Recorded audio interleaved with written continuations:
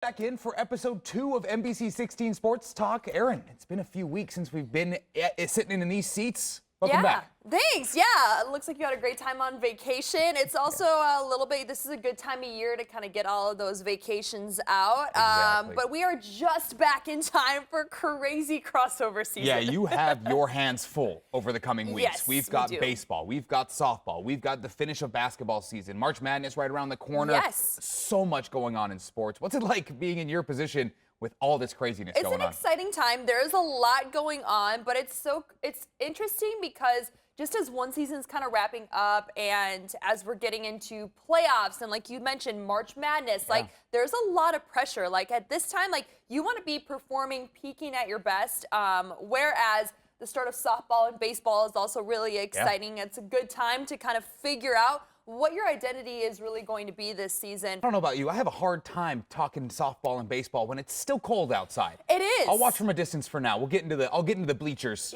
a couple months from now. But first, we got to talk about what's really pressing. Like I said, we are February 21st. We are right around the corner from March. That's when college basketball really moves into center view. We've got some big games coming up. Notably, this weekend, Oregon's men's basketball staying on the road. Taking on Wisconsin, a top 25, well, not facing a top 25 opponent. What do you think on Zach, stage? and something that you don't know too, when you walk into my house, you go through the front door, there is a bright red Wisconsin rug on my, when you walk into my You're putting house that away this weekend. in Minnesota. Oh, okay. So anyways, yes, my dad is a diehard Wisconsin fan. But, you know, Wisconsin basketball has always been really good, and that's another thing that's really cool about Oregon moving into the Big Ten is you're seeing some of these new matchups that really the Ducks have only seen. When you go back in the game notes, they're like, you've only really seen the post-game appearances where Oregon's going to face some of these teams. Now they're facing some of these well-known historical basketball programs that they really only saw in the postseason. Now they're seeing them in the conference season. So it's one of those games that it's a cool new environment for them to go to, a new team to face, and a great opportunity for the Ducks to kind of take a big game, upset on the road, heading into the Big Ten tournament. And they need some of that, don't they? They had a little bit of a rough patch. They're starting to straighten things out on the hardwood, but a big win against Wisconsin would go a long ways to improving that March resume. Yeah, we've seen the Ducks compete at such a high level, and then we've seen them compete at a very low level. So I feel like for them, trying to more so in these final games of the Big Ten conference season, kind of get some consistency, I think would be best for them because we know how good they can play. We know how good Nate Biddle and Jackson Shellstad and TJ Bamba and Supreme Cook can be. But now it's just kind of putting all of the pieces together and not just one or two players stepping up, but really everyone's stepping up and doing what it takes to get some of these final wins on the road. Being able to get any win in the Big Ten on the road is still impressive and a big accomplishment. And the men will stay on the road. They're going to continue being road warriors over the rest of this weekend. But the women coming back to Matthew Knight this weekend, take on Rutgers here at home. What are you looking forward to there? And they're coming off a tough overtime loss to Nebraska, another big historical women's basketball program. Again, like I said, it's hard to get wins on the road. Tough one to swallow, but good thing for the women is I think that this group is so veteran and they have performed in big games. I think up until this point, they were 6-0 in games decided by 4 points or less so far on this season. So I really have no worries about them heading into the Big Ten tournament because I know that when the lights are on, they're going to perform in those close games. But still, as much momentum as you can gain heading into the Big Ten tournament, which is ultimately, I think, going to be whether Oregon gets selected or doesn't get selected into that NCAA tournament. I think if they can just find a way to also put those pieces together to have a strong start and a strong finish to the Big Ten tournament, I think that'll be whether they get in or not. A year ago, the men's team needed that run through the tournament to get into the March Madness bracket. Do you think those teams, both men and women, are sitting on that same bubble right now going into the final stretch here? I think more so the women. The men have a couple more big wins. I mean, I think the women are done a really good job of, in those close games, being able to pull them out, which I think is going to, that experience of being in those tight games, being able to compete with teams like UCLA. I feel a little bit more confident in them, whereas the men we've kind of seen just be a little bit more inconsistent. So I feel like for the women, they definitely need to do better in that Big Ten tournament, but I feel more comfortable and confident in them in doing that. Whereas the men, it's like, which team is going to come out?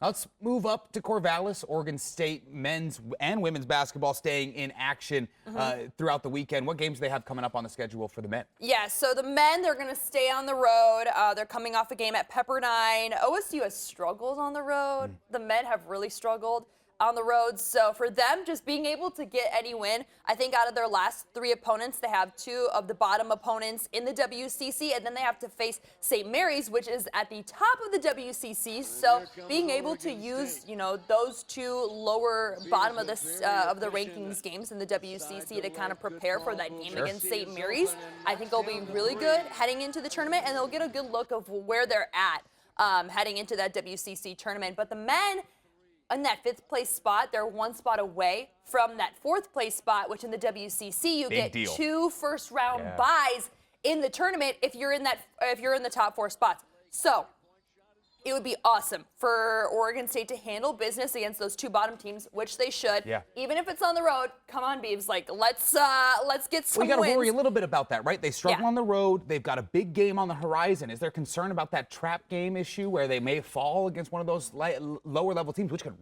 really ruin that resume going into the I think Wayne tournament? Tinkle knows what is at stake, and they've constantly been talking about how they know that what they're playing for the rest of the season. So I think for them, if they just find a way to get some wins on the road, even if they do fall to St. Mary's, that should be enough to kind of put them on top. Meanwhile, the women tied for 4th place in the WCC. So some big games for them, too, to kind of put them on top. They also faced 2 bottom opponents in the WCC, as well as St. Mary's on the women's side, which isn't ranked 1st in the WCC, but ranked above OSU. So again, another big win for them would be amazing, but being able to take care of those last 2 opponents, get some momentum heading into the WCC tournament, being able to lock in that 4th place spot would be crucial. WCC tournament, Big Ten tournaments. How far out are we from those? Is this a couple weeks away? Yeah.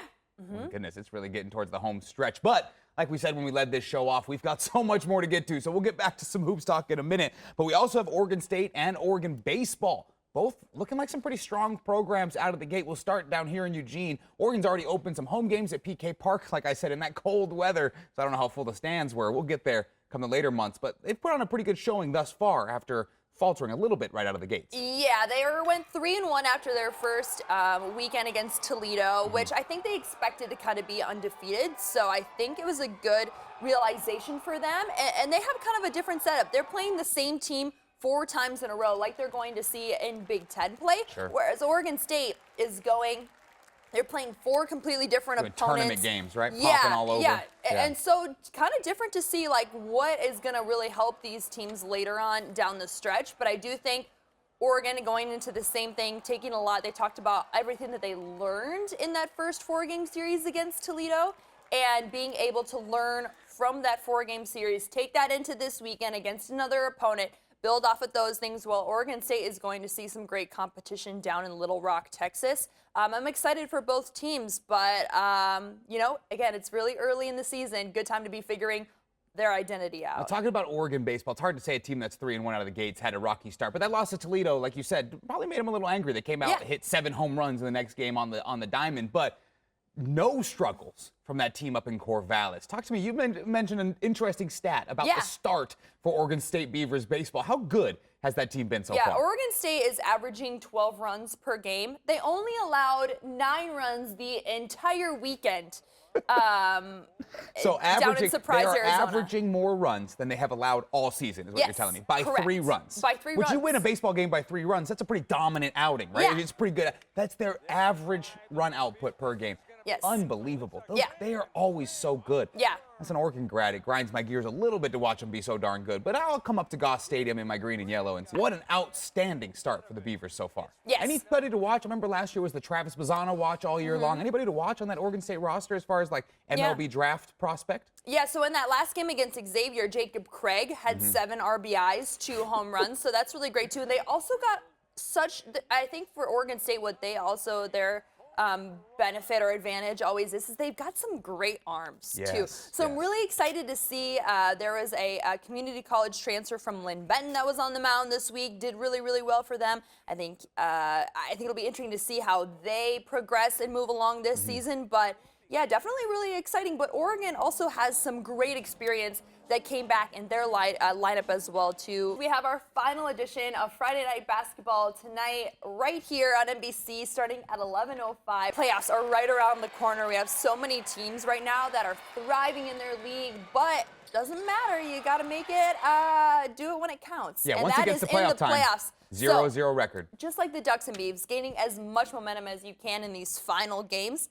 Heading into playoffs is where you want to be. So make sure you tune in to see if your team is doing well, or if even if they're not doing so well, maybe they'll get Play of the Week. You never know. You never know. NBC 16 Sports Talk will wrap it up here. Erin, same time next week? Same time next week. I'll see you there.